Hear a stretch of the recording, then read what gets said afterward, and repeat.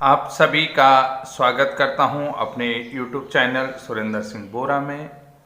नव संवत्सर की आपको हार्दिक शुभकामनाएं, नव वर्ष की आपको हार्दिक शुभकामनाएं, चैत्र नवरात्रि की आप सभी साथियों को ढेर सारी मंगल शुभकामनाएं। नव वर्ष आपके लिए मंगलमय हो, आपके जीवन में खुशियां लाएं, आपका यहाँ तक का जो भी सफ़र हो वो खुशी खुशी अब मंजिल तक पहुँचे, यही शुभकामनाएं मैं आपसे करना चाहता हूँ। नव वर्ष के इस पावन अवसर पर आज मैं विभिन्न राज्यों से जुड़े हुए उन साथियों का जो प्राथमिक शिक्षक भर्ती से जुड़े हैं या प्राथमिक शिक्षक भर्ती का इंतज़ार कर रहे हैं, मेनली जो मेरा मकसद तो उत्तराखंड के उन साथियों से जुड़ने का था जिन्होंने बीएड ब्रिज कोर्स के रूप में अभी तक का लगभग 2 साल का सफ़र तय किया है। तो लगभग 2 साल का सफ़र तय करने के बावजूद भी अभी तक प्राथमिक शिक्षक भर्ती कंप्लीट नहीं हो पाई। ये हमारा दुर्भाग्य है। 2020 में भर्ती आ जाती है और 2020 से अभी 2023 मार्च चल रहा, तो 23 मार्च तक जो है अभी तक ये भर्ती प्रक्रिया लटकी ही हुई है। आखिर इन सब के पीछे गलती किसकी है? ये एक बहुत बड़ा सवाल होता है कि इन सब के पीछे गलती किसकी है। आखिर इसके पीछे क्या खामियां रहीं कि जो भर्ती प्रक्रिया इतनी लंबी खिंच गई। इसके अलावा बहुत सारे लोग जो होते हैं दोष देते हैं कि कोर्ट की वजह से केस लटका, अमूमन कई चीज़ें होती हैं, जबकि हमने भी जो है कि याचिका डाली थी लगभग 2021 में ही। तो 2021 में हमारा मकसद था कि जो मेरिट लिस्ट बनी उसमें हमें भी भर्ती प्रक्रिया में शामिल करते हुए भर्ती प्रक्रिया को आगे बढ़ाए, यही हमारी प्रेरणा थी। तो साथियों, सबसे बड़ी बात मैं ये कहना चाहता हूँ कि जो भी बीएड ब्रिज कोर्स प्रशिक्षित अभ्यर्थी हैं और प्राथमिक शिक्षक भर्ती से जुड़े हैं, चाहे वो उत्तराखंड से हों, अन्य विभिन्न राज्यों से, राजस्थान से हों, बिहार से हों, उत्तर प्रदेश से हों, तो सबसे पहली बात तो ये चीज़ है कि जब आईटी एक्ट आया उससे पहले बीएड प्राथमिक भर्ती में शामिल था। 2010 के अगर सेवा नियमावली एनसीटी का जो गजट देखते हो 2010, तो उसके बाद 2010 तक बिना किसी रोक टोके बीएड जो है प्राइमरी शिक्षक में शामिल था। उसके बाद आईटी एक्ट आता है तो सेवा नियमावली बनती है 2012। तो 2012 में एक 12A करके जो बनाया था कि उसमें उन्होंने कहा कि मेन प्रायोरिटी, यानी कि जो आईटी एक्ट शिक्षा का अधिकार अधिनियम आया तो सबसे पहली प्रायोरिटी उनके लिए होगा जो प्रशिक्षित होंगे। अगर प्रशिक्षित उम्मीदवार नहीं मिलेंगे तो उसके बाद हम जो है कि बीएड को कंसीडर करेंगे। ये इनकी शर्तें थी। खींचते खींचते ये शर्तें लगभग 31 मार्च 2016 तक गया। 31 मार्च 2016 के बाद जो है कि कुछ संशोधन होते हैं। संशोधन होने के बाद अप्रशिक्षितों की संख्या देखी जाती है। उसके बाद जो है कि अगस्त 12 या 13 अगस्त में एक नोटिफिकेशन आता है कि बीएड प्रशिक्षितों को जो है कि 6 महीने का ब्रिज कोर्स करना पड़ेगा। इसके बाद ये प्राइमरी के लिए एलिजिबिलिटी रखते हैं। तो ठीक है, इस एलिजिबिलिटी के लिए संसद में संविधान के अनुच्छेद 111 के तहत विधेयक लाया गया। संसद में जो विधेयक लाया गया, अब मैं यहाँ पर अनुच्छेद 111 का जो डिस्कस करना है कि जिसमें संसद के दोनों सदनों में जो विधेयक लाया जाता है, प्रस्ताव लाया जाता है, यानी कि विधेयक लाया गया और ये जो है कि राष्ट्रपति महोदय की संस्तुति के बाद जो है ये कोर्स प्रोग्राम डिजाइन किया था एनसीटी ने, और ये एनसीटी ने ये प्रशिक्षण कराया। इसमें यूनियन ऑफ इंडिया, एमएचआरडी और विभिन्न राज्यों के शिक्षा सचिवों के मंत्रणा के बाद, सुझावों के बाद ये कोर्स डिजाइन किया गया। तो कुल मिलाकर के जो भी था, आपने देख लिया कि मैंने अनुच्छेद 111 का जिक्र इसलिए कर रहा हूँ क्योंकि बहुत सारे लोग जो है मेरी बात को समझ नहीं पाते हैं। शायद यहाँ तक कि तो मैं यही चीज़ समझाना चाहता हूँ कि आप कि जब संविधान के अनुच्छेद 111 के तहत संसद में जो ये प्रस्ताव लाया जाता है, विधेयक लाया जाता है, उस विधेयक के बाद भी आपको पूरी तरह की एलिजिबिलिटी दी जाती है। उसके बाद 31 मार्च 2019 को लगभग ये प्रशिक्षण जो बीएड ब्रिज कोर्स का प्रशिक्षण कंप्लीट हो जाता है। उससे पूर्व हम देखते हैं हमारे स्टेट में 2016 के बीएड प्रशिक्षितों का सिलेक्शन जो प्राइमरी में हो चुका था, तो उन लोगों को जो है कि वर्षवार के आधार पर उन लोगों ने भी हमारे साथ ही प्रशिक्षण करा। तो लगभग दिसंबर 2021 के आसपास उनको, यानी कि उनके जो वेतन वृद्धि और अन्य अलाउंस होते हैं उन सबको जो भी होते हैं को समकक्ष रखते हुए, डाइट डीएलएड के समकक्ष रखते हुए उनको सारे अलाउंसेज दिए गए। यानी कि मेरे ख्याल से ये 2021 की बात कर रहा हूँ मैं, क्योंकि थोड़ा उसमें 20 में, मार्च में 19 में कंप्लीट हुआ, तो या 19 के बाद ही 20 में हुआ हो, तो उसमें ये चीज़ें रखी गई। फिर इन सभी चीज़ों को ध्यान में रखते हुए मैंने प्रारंभिक शिक्षा सचिव उत्तराखंड से जो है कि सूचना अधिकार लगा। तो मेरा जो सूचना अधिकार है वो सूचना अधिकार भी लगभग डिले हो गया। उसमें मेरा जो सूचना अधिकार था वो प्रारंभिक शिक्षा सचिव से ट्रांसफ़र करके, हस्तांतरित करके वो भेज दिया निदेशालय में, और उन्होंने कहा कि जो सूचनार्थी हैं, यानी जो आरटीआई मांग रहे हैं सुरेंद्र सिंह बोरा, तो उनको जो है कि निदेशालय से उपरोक्त सभी बिंदुओं का जो जो बिंदु हैं सो एंड सो करके उनका जो है कि सूचना उपलब्ध कराई जाए। नीचे उन्होंने लिख दिया कि अगर आपको 30 दिन के अंदर सूचना नहीं मिलती है तो आप प्रथम अपीलीय अधिकारी या अपीलीय अधिकारी से कार्यालय में संपर्क कर सकते हैं, या अपना जो भी होता है वो प्रोसेस आपको पता ही है सूचना के अधिकार का।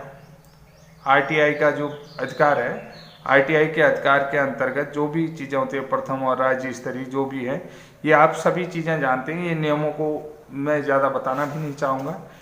तो साथियों, हमारी जो 16 मार्च की हियरिंग थी माननीय हाईकोर्ट नैनीताल में, वो हियरिंग भी हमारी निकल गई, क्योंकि सबसे बड़ी चीज़ है कि कोर्ट के अंतर्गत उन्होंने कह दिया कि अभी तो जो है कि सुप्रीम कोर्ट से बीएड वर्सेस बीएसटीसी में बीटीसी में फैसला ही नहीं आया, तो आप लोगों को, लेकिन जो जेन्युइन सी बातें हैं, अब यहाँ पर जो बात कह रहा हूँ कि जो 2012 की शिक्षक सेवा नियमावली बनी है, वो उसकी आवश्यकता क्यों पड़ी? क्योंकि उसकी आवश्यकता जब देश में, पूरे देश में शिक्षा का अधिकार अधिनियम लागू हुआ, तो उसी तरीके से जो आपको क्वालिटी एजुकेशन की बात कर रहा है, स्किल्ड टीचर आपको चाहिए थे, क्वालिटी बेस्ड टीचर आपको चाहिए थे, जो भी आपको रिसोर्सेज की आवश्यकता, उसी के आधार पर उनका प्रशिक्षण स्तर बनाया गया। तो उस प्रशिक्षण स्तर के आधार पर ही संविधान के अनुच्छेद 111 के तहत ये विधेयक भी लाया गया, और इस विधेयक के अंतर्गत हमने ट्रेनिंग की, तो हमने कौन सा गुनाह किया? मैं एक बहुत बड़ा सवाल आप लोगों से पूछता हूं, क्योंकि वीडियो लंबा होगा। अगर मैं इतने मेहनत से आपसे बातचीत कर रहा हूं, तो प्लीज़ जिन्होंने मेरा चैनल सब्सक्राइब नहीं किया है तो चैनल को सब्सक्राइब जरूर कर लें, क्योंकि मैं बहुत सारी चीज़ें, उन चीज़ों में आप ये अनुच्छेद 111 अभी आपको सुनने में बड़ा आसान लगा होगा कि मैंने कहाँ से वो 111 निकाला होगा, कि 111 के अंतर्गत क्या होगा, लगभग सारी जो है कि अनुसूचियाँ पढ़ी होंगी, सारे अनुच्छेद पढ़े होंगे, सारे आर्टिकल्स पढ़े होंगे, उसके बाद तो मैं आपसे 111 की बात कर रहा हूँ। अगर आपकी तरफ से मुझे मोटिवेशन नहीं मिलेगा, आपकी तरफ से मुझे सपोर्ट नहीं मिलेगा, तो मैं कितना काम कर पाऊंगा?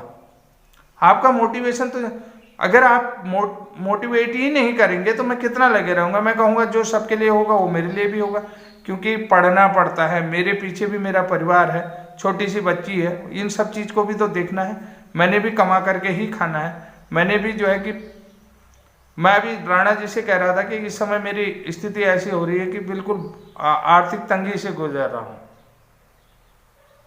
तो सोच लीजिएगा, क्योंकि एक तरफ से मेरा काम चल रहा है, एक तरफ से जो है कि जो भी बैठा, घर पे बैठा हूँ, नौकरी कुछ कर नहीं रहा, तो आप देख लीजिएगा।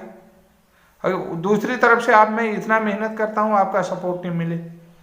अगर मैं, एक छोटी सी बात है, मैं अगर प्रथम अपीलीय अधिकारी को भी उन्होंने बुला लिया कि इतने फलाने तारीख को उपस्थित हो जाओ, तो मैं यहाँ से देहरादून भी नहीं जा सकता हूँ। मुझे लिखना पड़ेगा कि मैं फलाने हियरिंग में किसी कारण से व्यस्त हूँ, उपस्थित नहीं हो पाता हूँ, तो वो केस वहीं पर पेंडिंग पड़ जाएगा। अब ये भी तो देखिए ना, जब सूचना अधिकार मांगते हैं तो सूचना अधिकार में अगर जवाब नहीं मिलता है, आरटीआई आप मांगते हो, तो आप फिर प्रथम अपीली अधिकारी की तरफ से बुलावा भी आता है कि आप वहाँ उपस्थित हो। वहाँ पर जो होती है हियरिंग होती है, आपसे जवाब पूछा जाता है।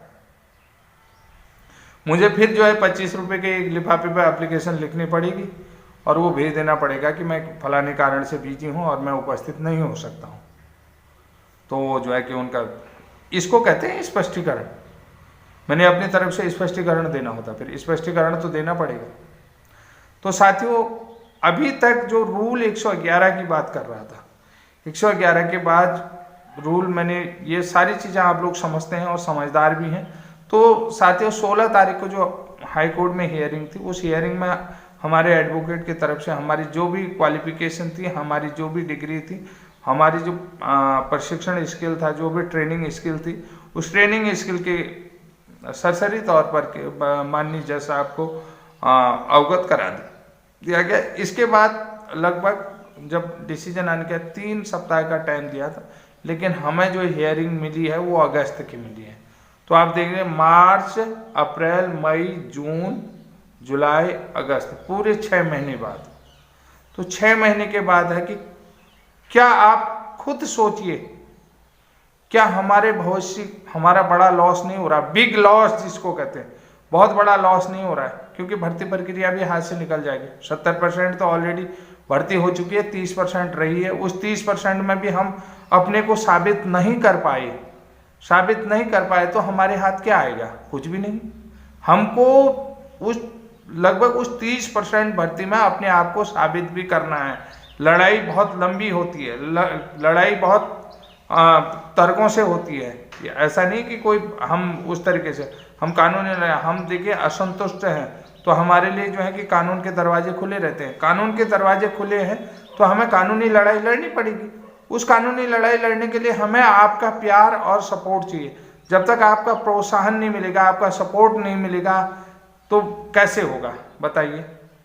मैं आपकी पूरी चीजें, मैंने राणा जी से बात करें, राणा जी और मैं दोनों सन्न थे। मैंने कहा सर क्या हो सकता है बताइए, क्या कर सकते हैं? आप कुछ कर भी नहीं सकते, कोर्ट की मर्जी के आगे आप चला ही नहीं सकते हैं।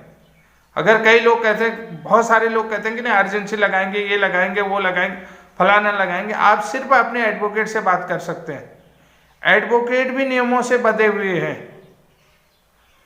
एडवोकेट भी, कोर्ट के आगे एडवोकेट की भी नहीं चलेगी। वहां पर भी सेक्रेटरीज होते हैं, कोर्ट सेक्रेटरीज होते हैं, तो उनकी भी नहीं चलेगी। बड़े अन्य विनय से ही सारे काम होते हैं। एप्लीकेशन लिखना, जो मुझे फॉर्म नंबर 4 वाली जो बात मैं कह रहा था, फॉर्म नंबर 4, मैंने सारी चीजें, जानकारियां सारी उपलब्ध रखता हूँ, सारी उपलब्ध करवा रखी हैं। तो ये चीजें होती है कि भाई आपको देखिए कानून के दायरे में बंद के ही रखना। ऐसे पूरे हम ये कर लेंगे, वो कर लेंगे, एक जो कमेंटबाजी होती है, वो कमेंटबाजी तो हर कोई लिख लेता है।